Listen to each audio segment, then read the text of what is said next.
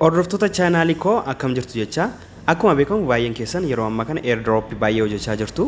Airdrop yeroo ammaa hojjetamaa jiran keessaa baay'een keessan akkuma beektan amanamummaa olaanaa kan argatee jiru Hamster Combat dha. Gaaffii namoota Hamster hojjechaa jiranii kan ta'e immoo akkamiin waaletii keenya irratti connect goona kan jedhudha. Anis gaaffii baay'ee keessanii kana irratti hundaa'uun akkaawuntii Hamster keessan waaletii keessanitti akkamiin akka connect gochuu dandeessan viidiyoo koo irratti isiniif qabadhee dhiyaadheera. Isa dura namoonni Hamster hin galmoofne liinkii ani descriptionii viidiyoo kana jala isiniif kaa'utu kun galmaa'uu ni dandeessu. Namoonni YouTube chaanaalii kanaaf haaraa taatan subscribe like gochuu hin dagatina. Jalqaba akkuma bootii sana seentaniin gara jalaarra iddoo airdrop jedhu kana ni tuqxu. Sana booda inni iyyuu fuula kana fakkaatu isiniif ni fida. Isinis iddoo connect jedhu kana tuquun yeroo inni filannoowwan kana isiniif fidu open wallet in telegram kan jedhu kana ni filattu.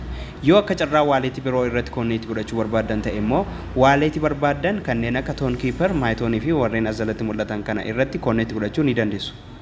Kana booda haala amma ilaalaa jirtan kanaan salphaatti gara waaletii keessanitti connect godhachuu ni dandeessu jechuudha. Kana jechuun gaafa coiniin Hamster keessan kun gara maallaqaatti isiniif jijjiiramuu eegale maallaqni keessan kriptoodhaan waaletii isin connect irratti gootan irratti isiniif ni gala jechuudha. Waan daawwattaniif galatooma. Waa'ee airdrop gidduu kana odeeffamaa jiru immoo odeeffannoo dhugaa ta'e karaa YouTube chaanaalii kanaa waan isiniif dhiyeessaa deemnuuf subscribe nu gochuu hin dagatina. Akkasumas hiriyoota keessaniif share godhaa.